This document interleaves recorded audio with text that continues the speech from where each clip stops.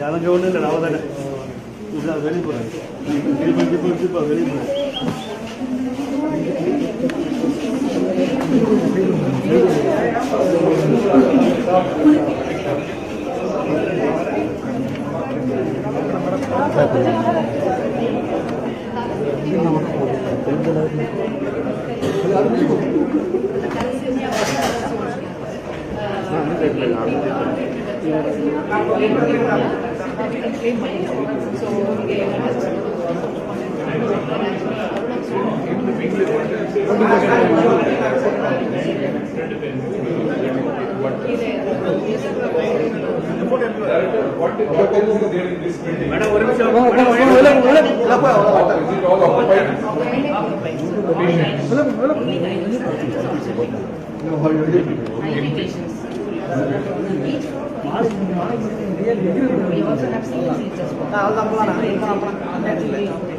ನೀವು ಫುಲ್ಲಾಗ ಇರ್ತಾವ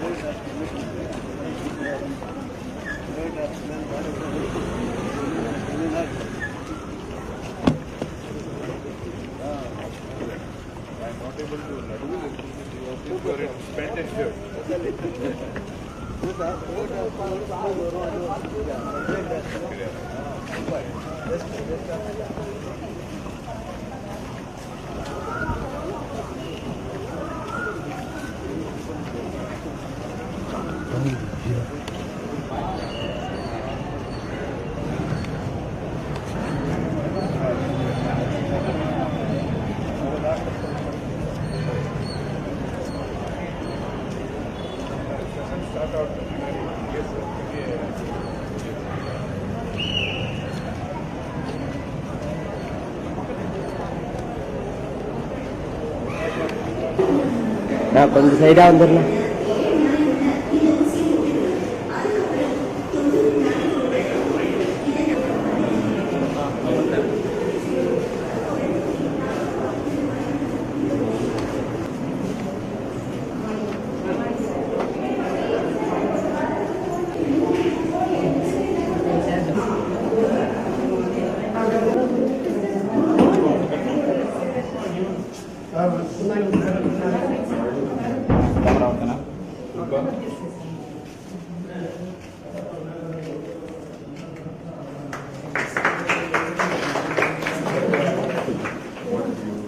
Standing funds they have got to modernize it.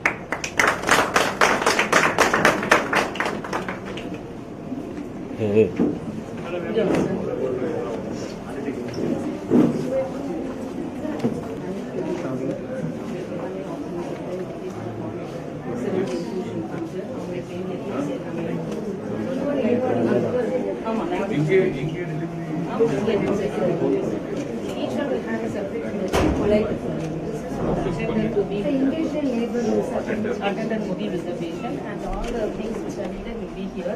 They have a separate labor bathing lot also.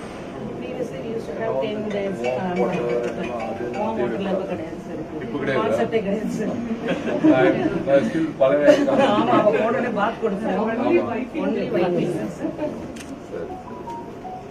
everything can be handled in this complex. At a time, எத்தனை delivery நடந்துட்டே இருக்கும் ஒரே time? தமிழக அரசின் மருத்துவத்துறை வரலாற்றில் ஒரு மகத்தான புரட்சியாக இன்றைக்கு நடைபெற்றுக் கொண்டிருக்கிற இந்த நல்ல நிகழ்ச்சிக்கு வருகை தந்து முன்னிலை பொறுப்பேற்று உரை நிகழ்த்தி வீட்டிருக்கிற பெருமதிப்பிற்குரிய துறையின் செயலாளர், பாராட்டுதலுக்கும் போற்றுதலுக்கும் உரிய திரு ககன்தீப் சிங் பேடி ஐஏஎஸ் அவர்களே, எனக்கு முன்னால் உரை நிகழ்த்தி சிறப்பித்து விட்டிருக்கிற எழும்பூர் தொகுதியின் சட்டப்பேரவை உறுப்பினர், பெருமதிப்பிற்குரிய செயல் வீரர், இனிய நண்பர் வழக்கறிஞர் பரந்தாமன் அவர்களே, இந்த மையம் இங்கே அமைவதற்கு எல்லா வகையிலும் மிக வேகமாக செயல்பட்டு துரித கதியில் இதை செயல்படுத்தி திறந்து வைப்பதற்கு காரணமாக இருக்கிற பெருமதிப்பிற்குரிய தேசிய நலவாழ்வு குழுமத்தின் இயக்குனர் மரியாதைக்குரிய திருமதி ஷில்பா பிரபாகர் சதீஷ் ஐஏஎஸ் அவர்களே, நிகழ்ச்சியில் பங்கேற்று சிறப்பித்துக் கொண்டிருக்கிற சென்னை மருத்துவக் கல்லூரியின் முதல்வர் மரியாதைக்குரிய மருத்துவர் தேரணி ராஜன் அவர்களே, இந்த மையம் இங்கே சிறப்பாக செயல்படுவதற்கு எல்லா வகையிலும் காரணமாக இருந்து கொண்டிருக்கின்ற பெருமதிப்பிற்குரிய இந்த மருத்துவமனையின் இயக்குனர் மருத்துவர் கலைவாணி அவர்களே, இங்கே இந்த கருத்தரிப்பு மையம் வருவதற்கு பல வகைகளில் முயற்சி எடுத்த பெருமதிற்குரிய ரேமா சந்திரசேகரன் அவர்களே, மரியாதைக்குரிய மருத்துவர் தங்கராணி அவர்களே, மரியாதைக்குரிய மருத்துவர் சாந்தி அவர்களே, மரியாதைக்குரிய மருத்துவர் விஜயா அவர்களே, வருகை தந்திருக்கிற மருத்துவர் பெருமக்களே, பத்திரிகை மற்றும் ஊடகவியலாளர்களே, மருத்துவம் சார்ந்த களப்பணியாளர்களே, பெரியோர்களே, தாய்மார்களே, உங்கள் அத்தனை பேருக்கும் முதலில் என்னுடைய நன்றி கலந்த வணக்கத்தினை தெரிவித்துக் கொள்கின்றேன். சற்றேறக்குறைய 3 மாதங்களுக்கு பிறகு ஒரு அரசு நிகழ்ச்சி இப்பொழுது இந்த துறையில் நடைபெற்றுக் கொண்டிருக்கிறது. தேர்தல் நடத்தை விதிமுறைகள் அமலில் இருந்த காரணத்தினால் பல்வேறு வகைகளிலான ஆக்கப்பூர்வமான பணிகள் தொடங்கி வைப்பதற்கும் அல்லது திறந்து வைப்பதற்கும் இடையில் சற்று தொய்வு ஏற்பட்ட நிலையில் நேற்று மாலைதான் அந்த நடத்தை விதிமுறைகள் என்பது அமுலிலிருந்து விலக்களிக்கப்பட்டிருக்கிறது. எனவே அந்த நிலையில் நடைபெற்று கொண்டிருக்கிற இந்த முதல் நிகழ்ச்சி ஒரு மகிழ்ச்சிகரமான நிகழ்ச்சியாக இருந்து கொண்டிருக்கிறது என்பதை பெருமையோடு தெரிவித்துக் கொள்ள கடமைப்பட்டிருக்கின்றேன். பெருமதிப்புக்குரிய நம்முடைய துறையின் செயலாளர் அவர்களும் தேசிய நலவாழ்வு குழுமத்தின் இயக்குனர் அவர்களும் சட்டமன்ற உறுப்பினர் அவர்களும் கூட மகிழ்ச்சியோடு சொன்னார்கள், இந்த செயற்கை கருத்தரித்தல் மையம் என்பது தமிழகத்தில் முதல் முறையாக அரசு மருத்துவமனையில் இன்றைக்கு தொடங்கப்பட்டிருக்கிறது என்கின்ற செய்தியினை சொன்னார்கள். தமிழகத்தில் மட்டுமல்ல, தென்னிந்தியாவிலேயே முதல் அரசு செயற்கை கருத்தரித்தல் மையம் எழும்பூரில் இன்றைக்கு தொடங்கி வைக்கப்படுவது என்பது மகிழ்ச்சிக்குரிய ஒன்று. அதனிலும் இன்னொரு கூடுதல் சிறப்பு, இந்தியாவில் டெல்லியிலும் உத்தரப்பிரதேசத்திலும் சண்டிகரிலும் அரசு மருத்துவமனைகளில் இதுபோன்ற செயற்கை கருத்தரித்தல் மையம் இருந்தாலும் ஒரு சுழற்சிக்காக அவர்கள் அந்த பெற்றோர் அந்த தம்பதியினரிடத்தில் பெறுகிற தொகை 2.5 லட்சம் ரூபாய். யாருக்கும் முதல் தடவையே குழந்தை கருத்தரித்தல் என்பது வெற்றிகரமாக அமைவதில்லை. 2, 3 என்று வருகிற போது இனிய நண்பர் பரந்தாமன் அவர்கள் எடுத்து சொன்னதை போல ஏராளமான பொருட்செலவு 10 லட்சம் ரூபாய் வரை செலவாகும் என்கின்ற நிலையில் இன்றைக்கு இந்த செயற்கை கருத்தரித்தல் மையம் என்பது இருந்து கொண்டிருக்கிறது. ஆக சண்டிகரிலும் டெல்லியிலும் உத்தரப்பிரதேசத்திலும் அந்தந்த மாநில அரசுகளின் சார்பில் இந்த மையங்கள் திறந்து வைக்கப்பட்டிருந்தாலும் அங்கே தனியார் மருத்துவமனைகளில் வசூலிப்பதை போலவே ஒவ்வொரு கருத்தரித்தலுக்கும் சற்றேறக்குறைய 2.5 லட்சம் ரூபாய் வரை பணம் வசூலிக்கிறார்கள். ஆனால் இந்தியாவில் முதன்முறையாக செயற்கை கருத்தரித்தல் இலவசமாக செய்யப்படுவது என்பது தமிழ்நாட்டில்தான் என்பது ஒரு மகிழ்ச்சிக்குரிய ஒன்று. தமிழ்நாட்டில் இதுபோன்ற ஏராளமான திட்டங்கள் ஏற்கனவே நடைமுறையில் இருக்கிறது. மாண்புமிகு தமிழ்நாட்டின் முதலமைச்சருடைய வழிகாட்டுதலோடு 2021 மே திங்கள் 7ஆம் தேதிக்கு பிறகு புதிதாக அரசு பொறுப்பேற்று இந்த துறையில் பல்வேறு புதிய திட்டங்கள் செயல்படுத்தப்பட்டு வருகிறது. அந்த திட்டங்களை பொறுத்தவரை தமிழகத்தில் மட்டுமல்ல, இந்தியாவில் மட்டுமல்ல, உலகில் வேறு எந்த நாட்டிலும் இல்லாத திட்டங்களாக மக்களை தேடி மருத்துவம், இன்னுயிர் காப்போம் நம்மை காக்கும் 48, இதயம் காப்போம் எனும் சீரிய திட்டம், சிறுநீரக பாதுகாப்பு திட்டம், அதேபோல் மக்களை தேடி மருத்துவ ஆய்வக திட்டம், தொழிலாளர்களை தேடி மருத்துவ திட்டம், இப்படி ஏராளமான திட்டங்கள் தமிழ்நாட்டில் வேறு எந்த நாட்டிலும் செயல்படுத்தாத திட்டங்கள் தமிழ்நாட்டில் செயல்படுத்தப்பட்டு கொண்டிருக்கிறது. அந்த வகையில் பெருமதிப்பிற்குரிய நம்முடைய NHM MD அவர்கள் சொன்னதைப் போல தமிழக மருத்துவத்துறையில் இது ஒரு மைல்ஸ்டோன் என்று சொல்லக்கூடிய வகையில் இந்த திட்டம் இன்று தொடங்கி வைக்கப்படுகிறது. செயற்கை கருத்தரித்தலை பொறுத்தவரை தமிழ்நாட்டில் மட்டுமல்ல, இந்தியா முழுமையிலும் மிகப்பெரிய அளவிலான பொருட்செலவில் தான் அது இன்றைக்கு சாத்தியமாக்கப்பட்டு கொண்டிருக்கிறது. வசதி படைத்தவர்கள் மட்டுமே தங்களுக்கு குழந்தைகள் தேவைப்படும் எனில் அதை செய்து வருகிறார்கள். ஆனால் ஏழை எளியவர்கள், குழந்தை பேரின்மையால் அவதிப்படுபவர்கள் தொடர்ச்சியாக அந்த அவதியிலேயே இருந்து மறைந்து விடுகிறார்கள். அதற்கு வழிகாணுகிற வகையில்தான் மாண்புமிகு தமிழ்நாட்டின் முதலமைச்சருடைய வழிகாட்டுதலின்படி ஏழைகளுக்கும் இந்த திட்டம் சென்றடைய வேண்டும் என்கின்ற வகையில் செயற்கை கருத்தரித்தல் மையம் தமிழகத்தில் 2 இடங்களில் செயல்படுத்தப்படும் என்று நிதிநிலை அறிக்கையில் அறிவிக்கப்பட்டது. அப்படி அறிவிக்கப்பட்ட அந்த 2 அறிவிப்புகளில் ஒன்றுதான் எழும்பூரில், இன்னொன்று மதுரை ராஜாஜி மருத்துவமனையில். இன்றைக்கு எழும்பூரில் அது திறந்து வைக்கப்பட்டிருக்கிறது. மதுரை ராஜாஜி மருத்துவமனையில் மிக வேகமாக அது திறப்பதற்குரிய நடவடிக்கைகள் எடுக்கப்பட்டு வருகிறது. தமிழகத்தை பொறுத்தவரை பரீட்சார்த்த ரீதியாக 2 இடங்களில் இந்த செயற்கை கருத்தரித்தல் மையங்கள் இன்றைக்கு தொடங்குவதற்குரிய நடவடிக்கைகள் எடுக்கப்பட்டு முதல் மையம் இங்கே திறந்து வைக்கப்பட்டிருக்கிறது. ஏன் அரசின் சார்பில் இது திறந்து வைக்க வேண்டிய அவசியம் என்ன? இதில் பலர் கேள்வி கேட்கக்கூடும்.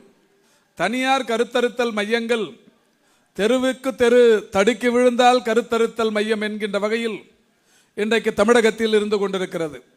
எல்லா மாவட்ட தலைநகரங்களிலும் செயற்கை கருத்தரித்தல் மையங்களை பொறுத்தவரை இல்லாத இடங்களே இல்லை என்கின்ற நிலை இருந்து கொண்டிருக்கிறது. ஆனாலும் அதில் ஒரு சில கருத்தரித்தல் மையங்களில் ஏராளமான தவறுகளும் நடைபெற்று கொண்டிருக்கிறது. தவறுகள், விதிமீறல்கள், மனித நேயத்திற்கு அப்பாற்பட்ட விஷயங்களும் கூட ஒரு சில கருத்தரித்தல் மையங்களில் நடைபெற்று கொண்டிருக்கிறது. அந்த வகையில்தான் கடந்த 2 ஆண்டுகளுக்கு முன்னால் ஈரோடு, ஓசூர் போன்ற 2, சேலம் போன்ற 3 நகரங்களிலும், திருவனந்தபுரம் ஆந்திராவில் ஒரு நகரம் என்கின்ற வகையில் ஒரு 5 இடங்களிலும் இருந்த தனியார் கருத்தரித்தல் மையங்களில் நடைபெற்ற ஒரு முறைகேடு கண்டறியப்பட்டது. தமிழக அரசில் நம்முடைய மருத்துவத்துறை அலுவலர்களால் அந்த முறைகேடு கண்டுபிடிக்கப்பட்டதில் ஒரு இளம் பெண்ணின் கருமுட்டை வளர்ச்சிக்கு அவரை வளர்த்த தந்தையையே அவருடைய கன்னித்தன்மை இழப்பதற்கு காரணமாக்கி அதன் மூலம் அவரிடத்திலிருந்து பெறப்பட்ட கருமுட்டையை ஒரு 6 மருத்துவமனைகளுக்கு தந்து வியாபாரமாக்கியதை நாம் 2 ஆண்டுகளுக்கு முன்னால் ஒரு அதிர்ச்சியான செய்தியை பார்த்தோம். இந்த மாதிரி ஒரு கீழ்த்தரமான செயலை, ஒரு மனிதநேயமற்ற செயலை, மனிதர்கள் நினைத்தே கூட பார்க்க முடியாத செயலை வேறு எங்கும் யாரும் செய்திருக்க கூடாது, செய்திருக்க வேண்டாம். ஆனால் மருத்துவமனைகள் என்பது ஒரு புனிதமான இடங்கள். அப்படிப்பட்ட ஒரு புனிதமான இடத்தில் நடைபெற்ற இந்த முறைகேட்டை கண்டுபிடித்ததற்கு பிறகு அந்த மருத்துவமனைகள் எல்லாம் இன்றளவும் மூடி சீல் வைக்கப்பட்டிருக்கிறது. எந்த விதமான சமரசத்திற்கும் நம்முடைய துறை இன்றைக்கு ஒத்துப்போகவில்லை. இதனால் இன்றைக்கு ஒரு 5-6 மருத்துவமனைகள் இன்றைக்கு மூடிய நிலையில் இருந்து கொண்டிருக்கிறது. அதற்கு பிறகுதான் தமிழக அரசின் சார்பில் மாண்புமிகு தமிழ்நாட்டின் முதலமைச்சருடைய வழிகாட்டுதலோடு இதுபோன்ற அவலங்கள் இனியும் நடக்கக்கூடாது என்பதற்காகத்தான் அரசின் சார்பிலேயே இதுபோன்ற கருத்தரித்தல் மையத்தை நிறுவி முறையாக சட்டத்திற்கு உட்பட்டு விதிமுறைகளை இன்றைக்கு அதில் எந்த வகையிலும் விதிமுறைகளுக்கு கொஞ்சமும் கூட அதில் தவறுதல் இல்லாமல் இந்த செயற்கை கருத்தரித்தல் மையங்களை உருவாக்கிட வேண்டும் என்கின்ற வகையில் இன்றைக்கு முதலில் எழும்பூர் மருத்துவமனையில் இது தொடங்கப்பட்டிருக்கிறது. எழும்பூர் மருத்துவமனையை பொறுத்தவரை 1844ஆம் ஆண்டு ஏறத்தாழ 180 ஆண்டுகளுக்கு முன்னால் தொடங்கப்பட்ட ஒரு மிக பழமை வாய்ந்த மருத்துவமனை. இங்கே நம்முடைய துறையின் செயலாளர் அவர்கள் சொன்னதை போல தினந்தோறும் இன்றைக்கு ஆயிரக்கணக்கானவர்கள் புறநோயாளிகளாக 500க்கும் மேற்பட்டவர்களும் இன்றைக்கு உள்நோயாளிகளாக படுக்கைகளை பொறுத்தவரை 1075 படுக்கை வசதிகளும் கொண்ட ஒரு மிகப்பெரிய மருத்துவமனையாக இருந்து கொண்டிருக்கிறது. மாதம் ஒன்றுக்கு 1500க்கும் மேற்பட்ட மகப்பேறு இந்த மருத்துவமனையில் நடைபெற்று கொண்டிருப்பது என்பது மகிழ்ச்சியான விஷயம்.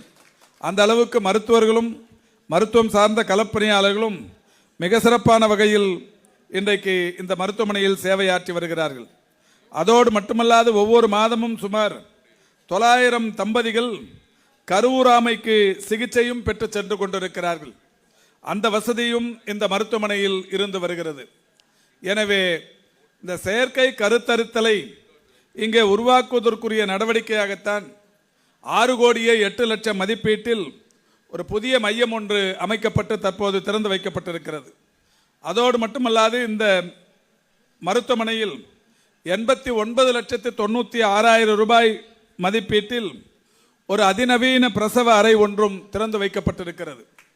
8 படுக்கைகள் கொண்ட அந்த அதிநவீன படுக்கை அறையை இப்பொழுது நாங்கள் போய் திறந்து வைத்தோம். ஒவ்வொரு அறையிலும் குழந்தை பிறப்பு, அங்கே அட்டெண்டர் தங்குவதற்குரிய அறை, அதிலேயே அந்த குழந்தையை அவர்கள் அருகிலேயே வைத்திருப்பதற்குரிய அந்த வசதிகள், பல்வேறு வகைகளிலான அதிநவீன மருத்துவ உபகரணங்கள் உள்ளிட்ட அந்த அறை இன்றைக்கு தனியார் மருத்துவமனைகளுக்கு ஈடாக என்று சொல்வதை காட்டிலும் தனியார் மருத்துவமனைகளிலும் இல்லாத அளவுக்கான அதிநவீன வசதிகளோடு அந்த நவீன பிரசவ அறை ஒன்று இப்பொழுது திறந்து வைக்கப்பட்டிருக்கிறது.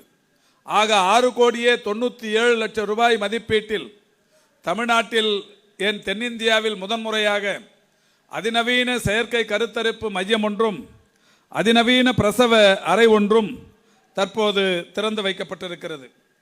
எனவே இந்த கருத்தறுத்தல் மையத்தில் இனி முதற்கொண்டு நடைபெறவிருக்கிற அந்த கருத்தறுத்தலை பொறுத்தவரை முழுமையாக இலவசமாக செய்யப்படவிருக்கிறது.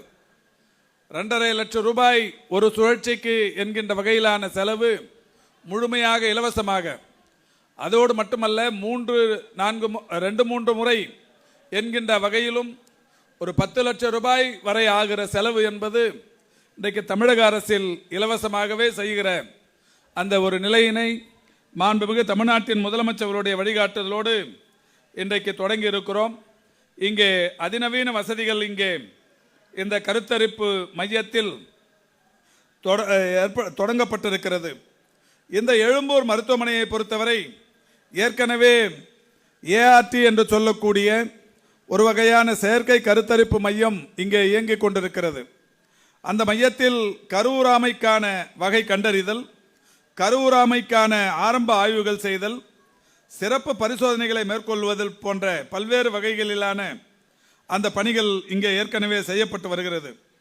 தற்போது நிலை 2 என்கின்ற வகையில் செயற்கை கருத்தரிப்பு மையம் அனைத்து மேம்பட்ட மருத்துவ பரிசோதனைகளோடு சிகிச்சை முறைகளையும் உள்ளடக்கி இன்றைக்கு இந்த புதிய மையம் இப்பொழுது திறந்து வைக்கப்படுகிறது.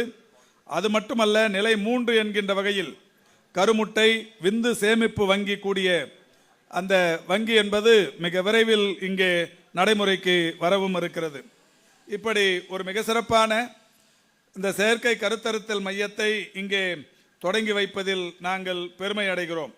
இந்த செயற்கை கருத்தறுத்தல் மையத்தின் வெற்றி, அதன் தொடர்ச்சியாக மக்களின் பயன்பாடு இவைகளுக்கெல்லாம் பிறகு சென்னை, மதுரை கடந்து மற்ற மாவட்ட தலைநகரங்களிலும் இது படிப்படியாக கொண்டு வருவதற்குரிய நடவடிக்கைகள் மேற்கொள்ளப்படவிருக்கிறது. சென்னை, மதுரை ஆகிய 2 இடங்களில் ஓரிரு ஆண்டு காலம் இது பரீட்சார்த்த முறையில் மக்களின் பயன்பாடு, இதற்காகும் செலவு போன்ற பல்வேறு விஷயங்கள் கணக்கில் எடுத்துக்கொள்ளப்பட்டு இதில் எதையெல்லாம் நம்முடைய பெருமதிப்பிற்குரிய சட்டமன்ற உறுப்பினர் அவர்கள் எடுத்து சொன்னாரே, இன்றைக்கு காப்பீட்டு திட்டம் இந்தியாவிலேயே ஒவ்வொரு ஆண்டுக்கும் 1500 கோடி ரூபாய்க்கு மேல் அரசாங்கத்தின் சார்பில் காப்பீட்டு திட்டத்திற்காக கட்டி இன்றைக்கு 1,43,00,000 குடும்பங்கள் தமிழகத்தில் காப்பீட்டு திட்டத்தினால் பயன்பட்டு கொண்டிருக்கிறார்களே. அந்த வகையில் காப்பீட்டு திட்டத்தில் எதையெல்லாம் இணைக்க முடியுமோ அதையெல்லாம் வரும் காலங்களில் அந்த சம்பந்தப்பட்ட அலுவலர்களோடு கூடி பேசி இது மிக மிக எளிதான ஒரு காரியமாக ஆக்கி தமிழகத்தில் இருக்கிற ஏழை எளிய தாய்மார்கள் இந்த வசதியை பெறுவதற்குரிய நடவடிக்கைகள் எடுக்கப்படும். இந்த மருத்துவமனையை பொறுத்தவரை ஏற்கனவே இந்த ஆட்சி அமைந்ததற்கு பிறகு பல்வேறு வசதிகள் புதிதாக செய்யப்பட்டிருக்கிறது. நானே இதுவரை ஒரு 40-50 முறை வந்திருப்பேன் என்று கருதுகிறேன். ஒவ்வொரு முறை வருகிற போதும் ஏதாவது ஒன்றை திறந்து வைத்துவிட்டு சென்று கொண்டிருக்கிறோம். இப்படி இதற்கு ஏராளமான வசதிகள் செய்வதற்குரிய காரணம் என்பது மிகப்பெரிய அளவில் பல்வேறு மாநிலங்களிலிருந்தும் கூட மருத்துவ சேவைக்கு இந்த மருத்துவமனையை மக்கள் நாடி வருவதால் தான். தற்போது கூட ஒரு 53 கோடி ரூபாய் செலவில் 1,06,800 சதுரடி பரப்பில் 8 தளங்களுடன் கூடிய ஒரு அறுவை அரங்கம், இரத்த சேமிப்பு கிடங்கு, அதோடு மட்டுமல்ல ரேடியாலஜி அறை, மயக்க மருந்தியல் அறை போன்ற பல்வேறு வசதிகளுடன் கூடிய கட்டிடங்கள் கட்டும் பணியினை கடந்த 2 மாதங்களுக்கு முன்னால் தொடங்கி வைத்தோம். அந்த பணியும் தற்போது நடைபெற்று கொண்டிருக்கிறது.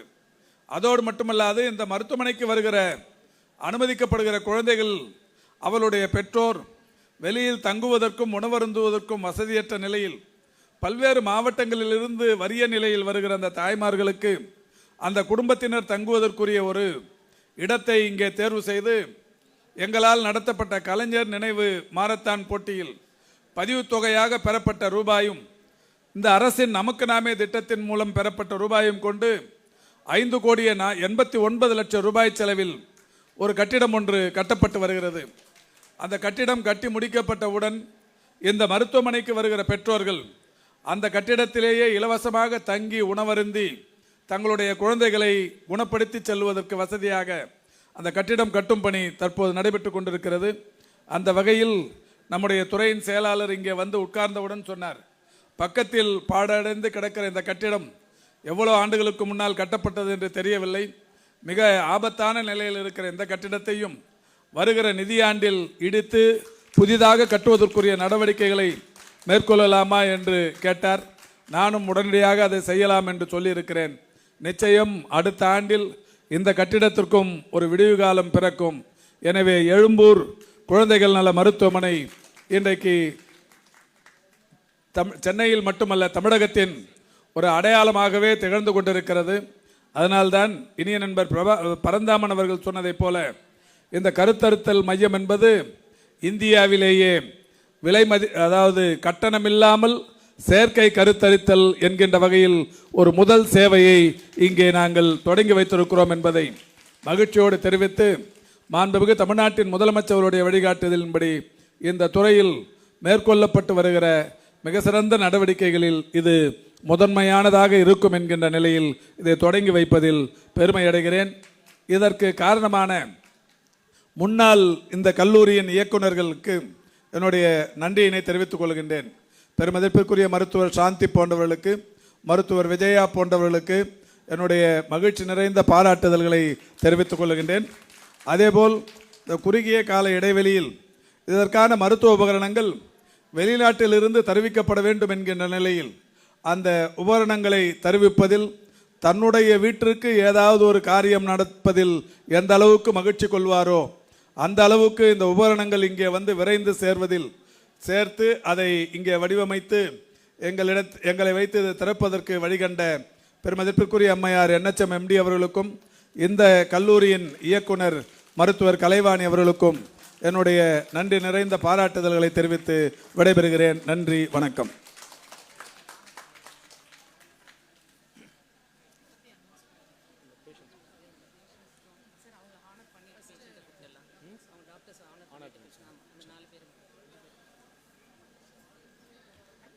அடுத்ததாக செயற்கை கருத்தரிப்பு மையம் வருவதற்கு பெரிதும் பாடுபட்ட மருத்துவர்கள், எக்ஸ்பர்ட் ஹெல்த் டாக்டர் ரத்னகுமார் அவர்களை மேடைக்கு வருமாறு அழைக்கிறோம். அவர்களுக்கு மாண்புமிகு அமைச்சர் அவர்கள் சிறப்பிக்கிறார்கள். அவர்களை தொடர்ந்து deputy director NHM doctor Shanthi, former director doctor Shanthi Gunasingh, former director doctor Vijaya, director KGH doctor Sumathi ஆகியோர் மேடைக்கு வருமாறு அழைக்கிறோம்.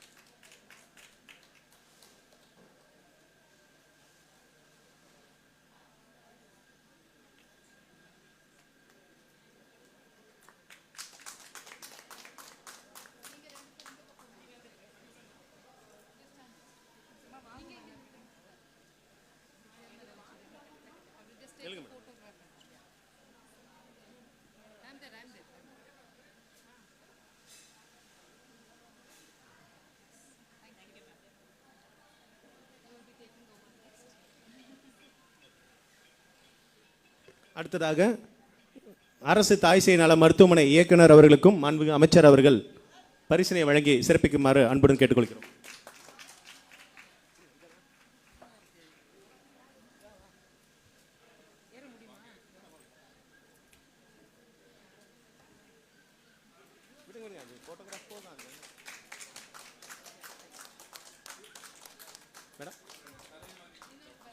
இயக்குனர் மருத்துவர் கலைவாணி அவர்களுக்கு மாண்புமிகு அமைச்சர் அவர்கள் பரிசினை வழங்கி சிறப்பிக்கிறார்கள். அவர்களை தொடர்ந்து RMO அவர்களுக்கும் மாண்புமிகு அமைச்சர் அவர்கள் சிறப்பு செய்கிறார்கள். அடுத்ததாக செயற்கை கருத்தரிப்பு முதல் நிலை சேவை பெற்றவர்களுக்கு மாண்புமிகு அமைச்சர்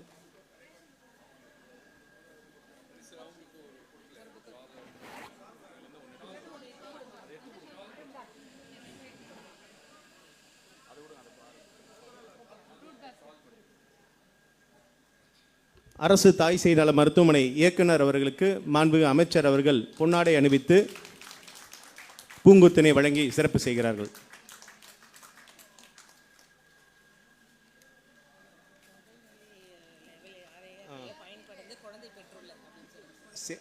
செயற்கை கருத்தரிப்பு முதல் நிலை சேவை பெற்றவர்கள் மாண்புமிகு அமைச்சர் அவர்களிருந்து வாழ்த்து பெறுகிறார்கள். அவர்களை மேடைக்கு வருமாறு அழைக்கிறோம். திருமதி தீபிகா, திருமதி பிரபாவதி, திருமதி ராகசுதா, திருமதி அனிதா ஆகியோர் மேடைக்கு வருமாறு அழைக்கிறோம். அவர்கள் மாண்புமிகு அமைச்சர் அவர்களிடமிருந்து வாழ்த்து பெறுகிறார்கள்.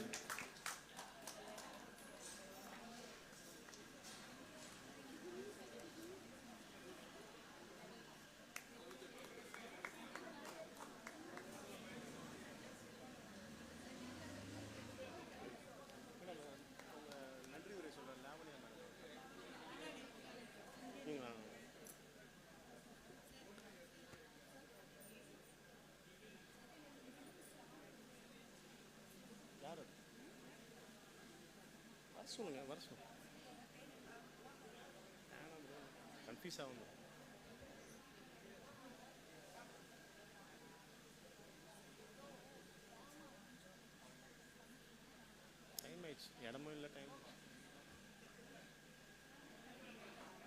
சொல்லிங்கன்னா முன்னாடியே பண்ணிருப்பாங்க.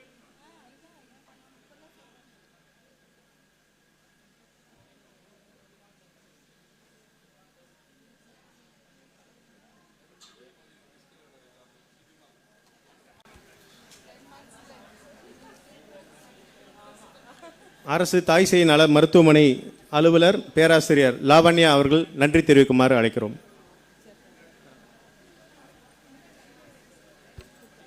எமது மகளிர் நோயியல் நிலையம் மற்றும் அரசு தாய் சேய் நல மருத்துவமனையில் செயற்கை முறையில் கருத்தரித்தல் மையத்தினை திறந்து வைத்து விழாவை சிறப்பித்த மாண்புமிகு மருத்துவம் மற்றும் மக்கள் நல்வாழ்வுத்துறை அமைச்சர் திரு மா சுப்பிரமணியம் அவர்களுக்கு எங்களது மனமார்ந்த நன்றியை தெரிவித்துக் கொள்கிறோம். எழும்பூர் சட்டமன்ற தொகுதி உறுப்பினர் திரு இ பரந்தாமன் எம்எல்ஏ அவர்களுக்கும் எங்களது மனமார்ந்த நன்றியை தெரிவித்துக் கொள்கிறோம். மதிப்பிற்குரிய அரசு கூடுதல் தலைமைச் செயலாளர் மருத்துவம் மற்றும் மக்கள் நல்வாழ்வுத்துறை செயலாளர் திரு ககன்தீப் சிங் பேடி அவர்களுக்கும் தேசிய நல்வாழ்வு குழுமத்தின் இயக்குனர் திருமதி ஷில்பா பிரபாகரன் சதீஷ் IAS அவர்களுக்கும் எங்களது உள்ளங்கனிந்த நன்றியை தெரிவித்துக் கொள்கிறோம். சென்னை மருத்துவக் கல்லூரி மற்றும் ராஜீவ்காந்தி அரசு பொது மருத்துவமனையின் முதல்வர் டாக்டர் திரு தேரணிராஜன் அவர்களுக்கும் எங்களது மனமார்ந்த நன்றியை தெரிவித்துக் கொள்கிறோம். பத்திரிகை மற்றும் ஊடகத்துறை நண்பர்களுக்கும் இவ்விழாவிற்கு வருகை தந்த அனைவருக்கும் எங்களது மனமார்ந்த நன்றியை தெரிவித்துக் கொள்கிறோம். தாய்மை வரம் பெற்று இனிமையான கர்ப்பகாலம் கடந்து சுகமான பிரசவம் அனுபவித்து ஆரோக்கியமான குழந்தை செல்வத்தை பெற இம்மருத்துவமனையின் சேவையை பயன்பெற விழைகிறோம். நன்றி.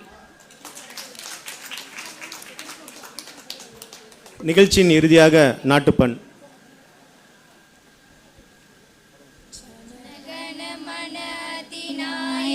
जय हे भारत भाग्य विधाता पंजाब सिंध गुजरात मराठा द्राविड उच्चल बंगा विंध्य हिमाचल यमुना गंगा उच्चल जल सिसरंगा दब सुबनामे जागे तब सुबासिस मागे जाए जब जय गादा जनगण मंगलदायक जय हे भारत भाग्य विधाता जय हे जय हे जय हे जय जय जय जय हे.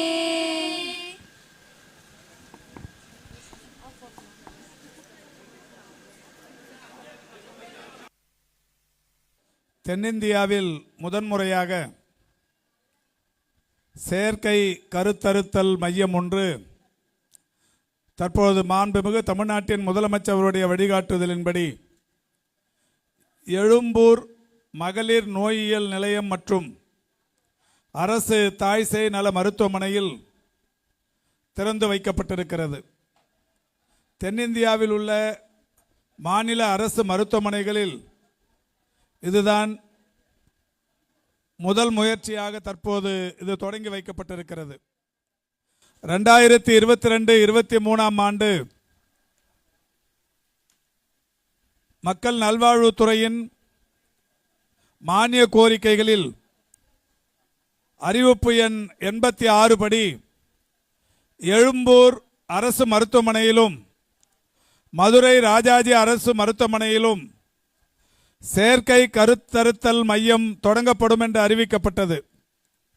அந்த வகையில் இதற்குரிய அதிநவீன மருத்துவ உபகரணங்கள் வெளிநாடுகளிலிருந்தும் தெரிவிக்கப்பட்டு தற்போது அந்த பணிகள் முழுமையுற்று மரியாதைக்குரிய துறையின் செயலாளர் அவர்கள் முன்னிலையில் எழும்பூர் சட்டமன்ற உறுப்பினர் அவர்களும் பங்கேற்க இந்த கருத்தறுத்தல் மையம் திறந்து வைக்கப்பட்டிருக்கிறது.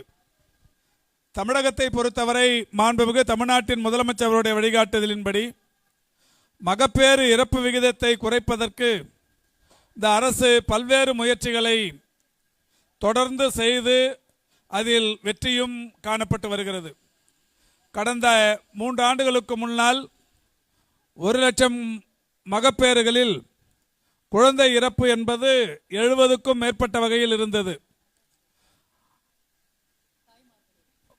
தாய்மார்களின் இறப்பு 70க்கும் மேல் இருந்தது.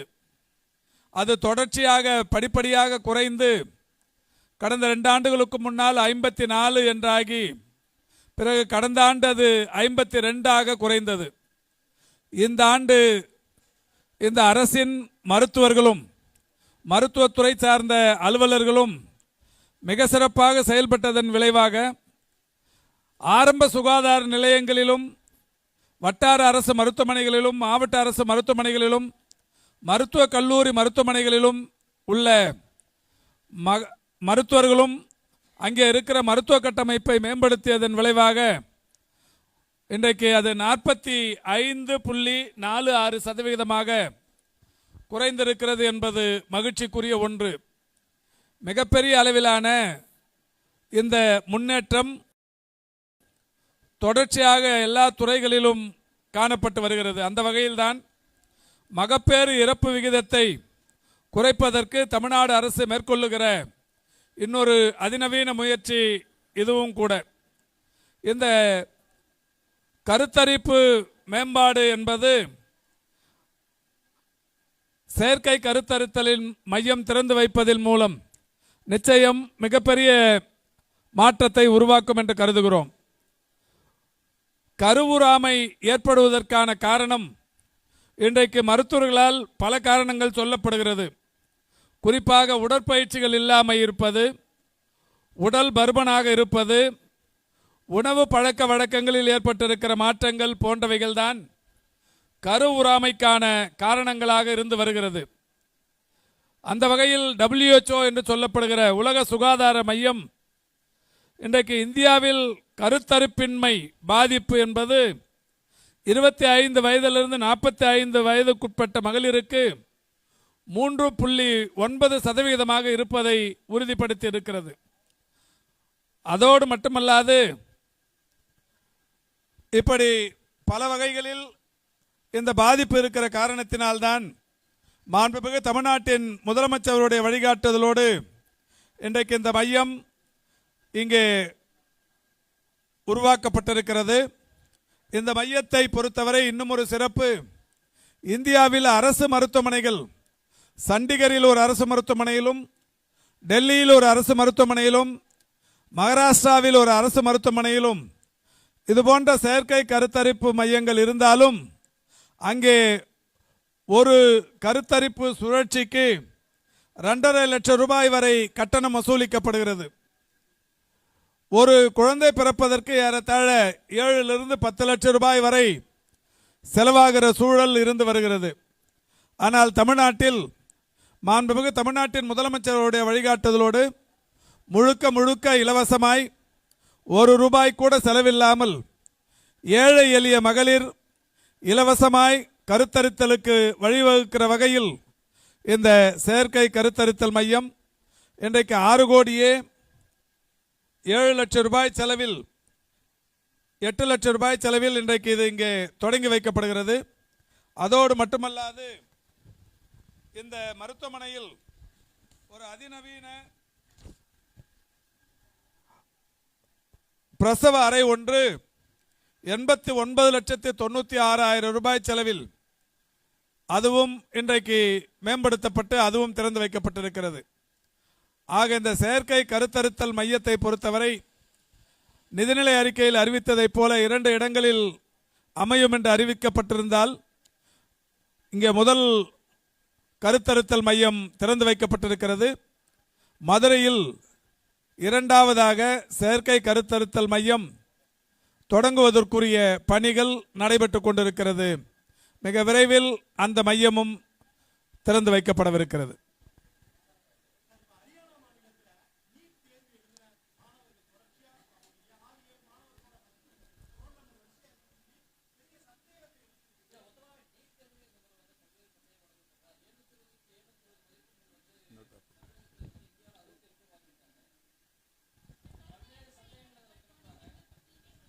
பொதுவாகவே நீட் தேர்வு என்பதே குழப்பமான ஒன்று. நீட் தேர்வு என்பதே தேவையற்ற ஒன்று. நீட் தேர்வில் தமிழக மக்களுக்கு நம்பிக்கை இல்லை. நீட்டிலிருந்து விலக்கு கிடைத்தே ஆக வேண்டும் என்கின்ற வகையிலான நிலையை கொண்டிருப்பதுதான் தமிழக அரசு. அந்த வகையில் தொடர்ச்சியாக பல பணிகள் மேற்கொள்ளப்பட்டு வருகிறது. நீங்கள் சொன்னதைப் போல இந்த ஆண்டு நீட் தேர்வில் மட்டும் 720க்கு 720 என்கின்ற வகையில் மதிப்பெண் பெற்றவர்கள் 67 பேர். இதுதான் மிகப்பெரிய சந்தேக புயலை கிளப்பியிருக்கிறது. 2000ஆவது ஆண்டு ஒருவர் மட்டுமே அந்த 720 மதிப்பெண்களை பெற்றிருந்தார். 2021ஆம் ஆண்டு 3 பேர் அந்த முதல் மதிப்பெண்களை பெற்றிருந்தார்கள். 2022ஆம் ஆண்டு ஒருவர். 2023ஆம் ஆண்டு அதாவது கடந்த ஆண்டு நம்முடைய விழுப்புரம் பகுதியைச் சேர்ந்த ஒரு மாணவர் உள்ளிட்டு 2 பேர். ஆனால் இந்த ஆண்டு அது 67ஆக இருக்கிறது. அதனால்தான் இப்போது சந்தேகம் வலுத்திருக்கிறது. இதில் ஒரு பெரிய விந்தை என்னவென்றால், ஹரியானா மாநிலத்தில் ஃபரிதாபாத் என்கின்ற ஒரு இடத்தில் இருக்கிற ஒரு தனியார் அந்த நீட் கோச்சிங் சென்டரில் மட்டுமே அங்கே பயின்றவர்கள் 7 பேர் 720க்கு 720 பெற்றிருக்கிறார்கள். அந்த 7 பேருடைய வரிசை எண்களும் தொடர்ச்சியாக இருப்பது என்பது இன்றைக்கு சமூக வலைதளங்களில் பதிவாக இருக்கிறது. இன்னொரு கேள்வியும் கூட தற்போது எழுகிறது. அதாவது இந்த நீட்டுக்கான வினாக்கள் எண்ணிக்கை 180. இந்த 180 வினாக்களுக்கு 4 மதிப்பெண்கள். அந்த வகையில் தான் 720 மதிப்பெண்கள். ஒருவர் ஒரு வினாவை தேர்ந்தெடுக்காவிட்டால் 4 மதிப்பெண் குறைந்துவிடும். வினா சரியாக எழுதியிருந்தால் 4 மதிப்பெண் கூடும். ஒரு வினாவை தவறுதலாக எழுதியிருந்தால், தவறுதலாக குறிப்பிட்டால் அவருக்கு 4 மதிப்பெண்ணோடு சேர்ந்து ஒரு அபராத மதிப்பெண் குறையும், 5 மதிப்பெண் குறையும். இதுதான் அந்த தேசிய தேர்வு முகமை இந்த தேர்வை எழுதுகிற போது வைத்திருக்கிற கண்டிஷன். எனவே நேஷனல் டெஸ்டிங் ஏஜென்சி என்று சொல்லப்படுகிற அந்த தேசிய தேர்வு முகமை 180 வினாக்களை கொடுத்து 4 மதிப்பெண்கள் ஒரு வினாவுக்கு என்று அறிவித்து, ஒரு வினா எழுதவில்லை என்றால் 4 மதிப்பெண் குறைவு என்று அறிவித்து, ஒரு வினாவை தவறுதலாக எழுதினால் 1 மதிப்பெண் அபராதம் என்று அறிவித்து அந்த தேர்வை நடத்துகிறார்கள். ஆனால் தற்போது வெளிவந்திருக்கிற இந்த தேர்வு பட்டியலில் 720க்கு 718 719 வந்திருக்கிறது. ஒரு கேள்வி தவறாக இருந்தால் 716 வர வேண்டும். அல்லது ஒரு கேள்வி தவறு, அதற்கு அபராத மதிப்பெண் விதிக்கப்பட்டிருந்தால் 715 வந்திருக்க வேண்டும். இதில் 718 வருவதற்கு வாய்ப்பில்லை, 719 வருவதற்கும் வாய்ப்பில்லை. இந்த 718 719 எப்படி வந்தது என்று இன்றைக்கு கல்வியாளர்கள் வினா தொடுக்கிறார்கள். இதில் இருந்து பெரிய அளவில் முறைகேடு நடந்திருப்பதாக சொல்லப்படுகிறது. இதில் அந்த தேசிய முகமை என்ன சொல்லுதுன்னா, கருணை மதிப்பெண்களை போடுகிறோம் என்கிறார்கள். இந்த கருணை மதிப்பெண்கள் எப்போதிலிருந்து தொடங்கப்பட்டது, யாருக்கு இந்த கருணை மதிப்பெண்கள் வழங்கப்படும் கேட்டால் சொல்லுகிறார்கள், உச்சநீதிமன்றத்தின் ஆணை கருணை மதிப்பெண்கள் வழங்குவது என்று சொல்லுகிறார்கள். நாம் கேட்பது, உச்சநீதிமன்றம் எப்போது அறிவித்தது, எந்த வழக்கில் அந்த தீர்ப்பு கிடைத்தது, அப்படி அந்த தீர்ப்பின் நகலை ஏன் வெளியிடவில்லை, டிரான்ஸ்பரண்டாக ஏன் சொல்லப்படவில்லை? இப்போது இந்த தேர்வை பொறுத்தவரை இந்தியா முழுமைக்கும் மாணவர்களை பொறுத்தவரை 23,33,297 பேர் எழுதியிருக்கிறார்கள். இவர்களுக்கெல்லாம் கருணை மதிப்பெண் வழங்கப்படுவது தெரியுமா? கருணை மதிப்பெண் எதற்காக வழங்கப்படுகிறது என்று சொன்னால், நேரம் தாழ்ந்து வருபவர்கள், நேரமின்மை, இந்த அதாவது கால தாழ்ச்சி, அந்த ஒரு விஷயத்திற்காக கருணை மதிப்பெண் என்று சொல்லப்படுகிறது.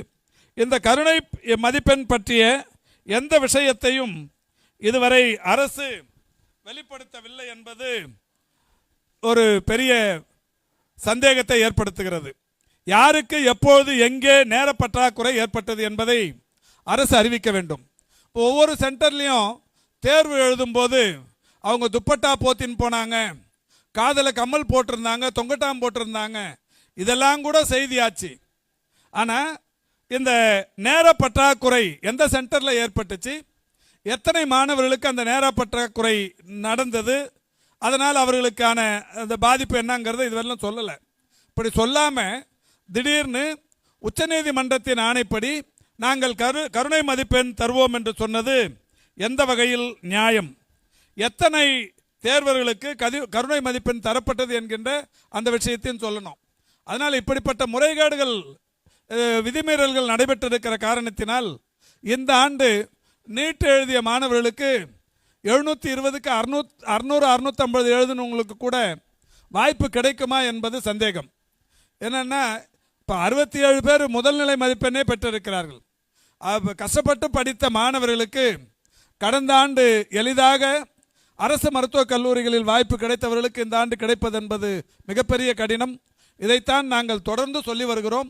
நீட்டில் இருக்கிற குழப்பங்களும் குளறுபடிகளுக்கும் தீர்வு காணப்பட வேண்டும் என்றால் நீட்டுக்கு விலக்கு அளிக்கப்பட வேண்டும் என்று சொல்லி இருக்கிறோம். இது இன்றைக்கு இந்தியா முழுமைக்கும் இருக்கிற கல்வியாளர்கள் கண்டிக்க தொடங்கி இருக்கிறார்கள். இந்த மிகப்பெரிய மோசடி வெளிச்சத்துக்கு வந்திருக்கிறது. இதற்கு தேசிய தேர்வு முகமை நிச்சயம் பதிலளித்தே தீர வேண்டும். இல்லை, இப்போ இன்னைக்கு தான் இந்த டீட்டெயிலாம் கிடச்சிருக்குங்க. நிச்சயமாக இப்போ துறையின் செயலாளரோடு கடந்து பேசி தேசிய தேர்வு முகமைக்கு இதில் இன்னும் டிரான்ஸ்பரண்ட்டாக மார்க் லிஸ்ட்டை அவங்க அந்த செலெக்ஷன் பட்டியலை வெளியிடலை. அது மாதிரி வெளியிட்டால் தான் எத்தனை 718 இருக்குது, எத்தனை 719 இருக்குன்னு தெரியும். எவ்வளோ பேருக்கு கருணை மதிப்பெண் கொடுத்தாங்கங்கிறதும் தெரியும். எத்தனை பேர் கருணை மதிப்பெண் கேட்டாங்கிறதும் தெரியும். எத்தனை சென்டரில் நேர பற்றாக்குறை ஏற்பட்டதுங்கிறதும் தெரியும். இதெல்லாம் தேசிய அந்த நேஷனல் டெஸ்டிங் ஏஜென்சி அறிவித்ததற்கு பிறகு அதற்கான முடிவை அரசின் சார்பில் நாம் எடுத்து அறிவிப்போம். என்னங்க என்னங்க அதான் தாய்ப்பால் விற்பனை செய்த ஒரு மையம் மூடப்பட்டிருக்கிறது. அது மாதிரி யார் பண்ணாலுமே தப்பு, அது நடவடிக்கை எடுக்கப்படும், உடனடியாக நடவடிக்கை எடுக்கப்படும். என்னம்மா, ஏன் ஏதோ உயர்த்தணுமா? இல்லை, அது இதுக்கப்புறம் ஒரு மீட்டிங் இருக்குது. 12-13 ஒரு மீட்டிங் வச்சுருக்கிறோம். சம்பந்தப்பட்ட கல்லூரிகளோடு அந்த பல்கலைக்கழக நிர்வாகிகளோடு பேசி அதுக்கப்புறம் தான் அது முடிவுக்கு வரப்போகுது. யாருங்க? அதான் சமூகத்தில் அக்கறை இருக்கிற எல்லாருமே குரல் எழுப்ப தான் செய்வாங்க. அந்த வகையில் தான் தமிழகத்திலிருந்தும் இந்த குரல் எழுப்பப்பட்டிருக்கிறது. டெஃபினட்டாங்க, கண்டிப்பாக. அதனால தான் இப்போ நாங்கள் இவ்வளோ டீட்டெயில் எடுத்து உங்களுக்கு சொல்கிறோம். டெஃபினட்டாக இது குரல் எழுப்புவோம். இந்த அநீதிக்கு எதிரான நடவடிக்கைகள் மாண்புமிகு தமிழ்நாட்டின் முதலமைச்சருடைய வழிகாட்டலோடு இந்த துறை மேற்கொள்ளும்.